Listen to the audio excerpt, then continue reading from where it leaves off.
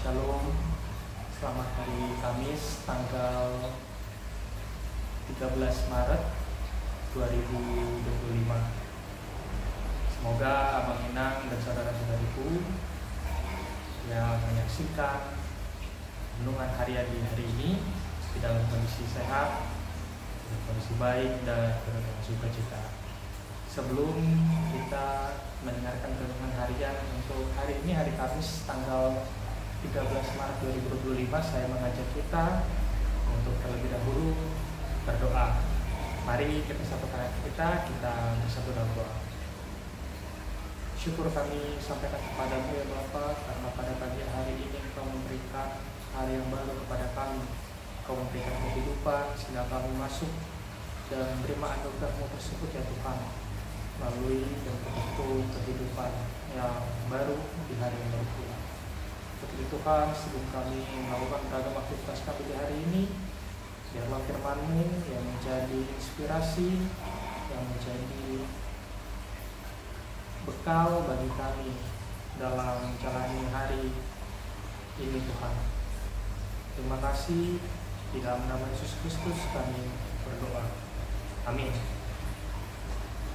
Abang Inang dan saudara-saudariku, firman Tuhan yang menyapa kita yang didasarkan pada Almanak HKBP, yaitu tertulis dalam 1 Yohanes 2 ayat 8. 1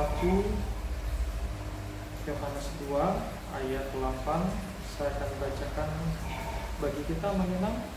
Mari kita ikuti secara seksama. 1 Yohanes 2 ayat 8, beginilah firman Tuhan. Namun perintah baru juga yang kutuliskan kepada kamu telah ternyata benar di dalam Dia dan di dalam kamu, sebab kegelapan sedang lenyap dan terang yang benar telah bercahaya. Sekali lagi, namun perintah baru juga yang kutuliskan kepada kamu telah ternyata benar di dalam Dia dan di dalam kamu, sebab kegelapan sedang lenyap dan terang yang benar telah bercahaya. Demikianlah firman Tuhan Allah. Abang Inang dan saudara-saudariku, hari ini kita akan merenungkan sebuah ayat yang sangat dalam, di mana ayat ini adalah ayat yang ditulis oleh Rasul Yohanes di dalam suratnya, yang hendak diungkapkan oleh Yohanes mengenai perintah yang baru, yaitu yang berhubungan dengan terang dan kegelapan. Pada pandangan pertama kita mungkin bertanya-tanya, mengapa disebut perintah yang baru? Padahal perintah itu sudah ada sejak dahulu. Apakah yang dimaksud dengan terang yang sejati yang telah terbit itu?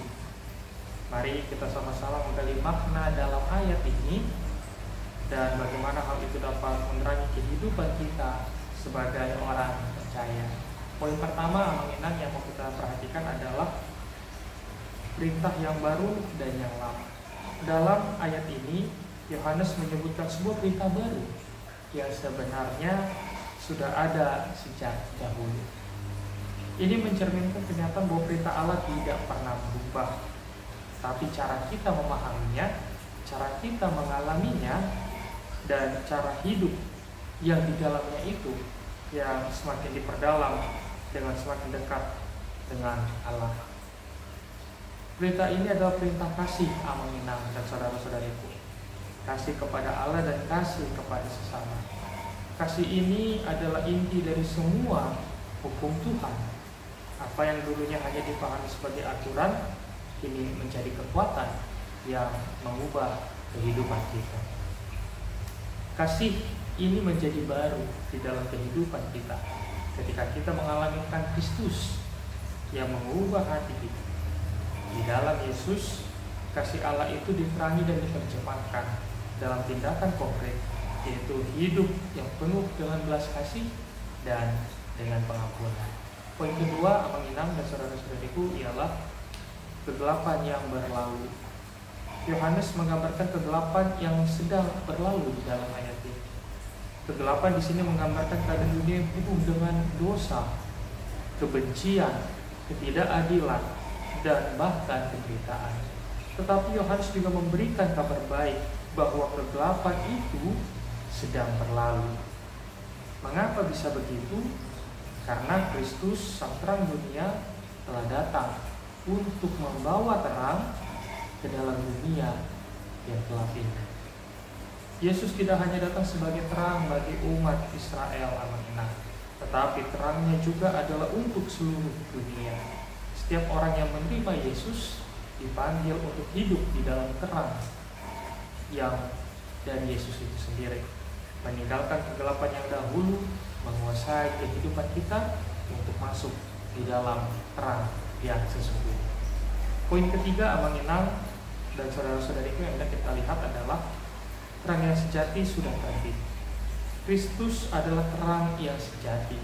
Dia datang ke dunia ini untuk membawa kehidupan yang baru. Ketika kita menerima Yesus sebagai Tuhan dan Juru Selamat, terangnya mulai menerangi hidup kita. Kita tidak lagi hidup dalam kegelapan dosa dan ketakutan, tetapi kita hidup dalam terang yang memberi pengharapan dan kehidupan yang kekal. Dalam terang Kristus kita diajak untuk tidak hanya melihat hidup kita sendiri, tapi juga memperhatikan sesama saudara-saudari kita. Kita dipanggil untuk menjadi terang bagi dunia ini, mencerminkan kasih Allah melalui tindakan kita sehari-hari. Kita harus hidup dalam terang dan bukan malah di dalam kegelapan. Poin keempat, Amang Inang, yang kita lihat adalah bagaimana kita sebagai orang percaya menanggapi terang yang sejati itu. Sebagai orang percaya kita dipanggil untuk hidup sesuai dengan terang yang telah diberikan kepada kita. Apa artinya hidup di dalam terang itu? Itu berarti kita hidup dalam kebenaran, kejujuran, dan kasih. Itu berarti kita tidak membiarkan dosa menguasai kita, tetapi kita terus-menerus berusaha untuk hidup menurut kehendak Allah. Kita juga harus menyadari bahwa hidup dalam terang memerlukan keberanian. Terkadang dunia ini penuh dengan godaan untuk kembali dalam kegelapan. Tapi kita dipanggil untuk hidup berpegang pada terang Kristus dan membagikan terang itu kepada orang yang lain. Amang Inang dan saudara-saudariku, 1 Yohanes 2 ayat 8 ini mengingatkan kita tentang perintah baru yang benar, yaitu di dalam Kristus, yaitu ialah kasih yang berasal dari terang Kristus. Kegelapan dunia ini mungkin tampak besar, tetapi terang yang sejati sudah terbit, dan kita dipanggil untuk hidup di dalam terang itu. Mari kita berkomitmen, Amang Inang dan saudara-saudariku, menjadi saksi terang yang telah terbit itu, yaitu terang Kristus dalam dunia yang penuh dengan kegelapan. Kiranya Tuhan Yesus senantiasa memberkati kita sekalian. Amin. Kita berdoa. Terima kasih Bapa, karena pada pagi hari ini Kau telah menemani kami melalui terang-Mu, di mana firman-Mu Tuhan telah sampai ke dalam hati kami, bahwa Engkau telah memberikan perintah baru, yaitu perintah mengasihi sebagaimana Yesus ajarkan di tengah-tengah dunia ini. Tolonglah kami Tuhan, agar kami boleh mengasihi sesama kami, boleh mengasihi saudara-saudara kami, boleh mengasihi keluarga kami, boleh mengasihi kawan-kawan kami, dan terpenting Tuhan, boleh mengasihi orang yang telah menyakiti hati kami.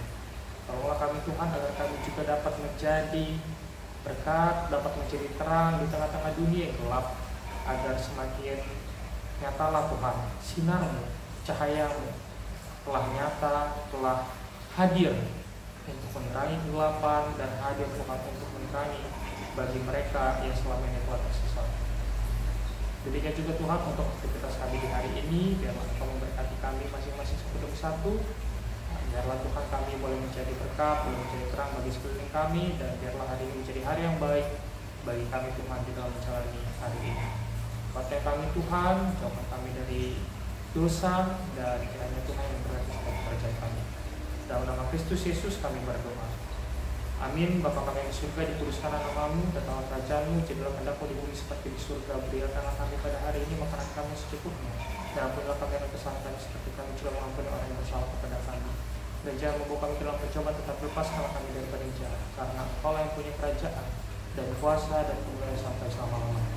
Amin. Anugerah dari Tuhan kita Yesus Kristus, kasih setia dari Allah Bapa, dan persekutuan Roh Kudus itulah yang memberkati kamu sekalian. Amin. Shalom.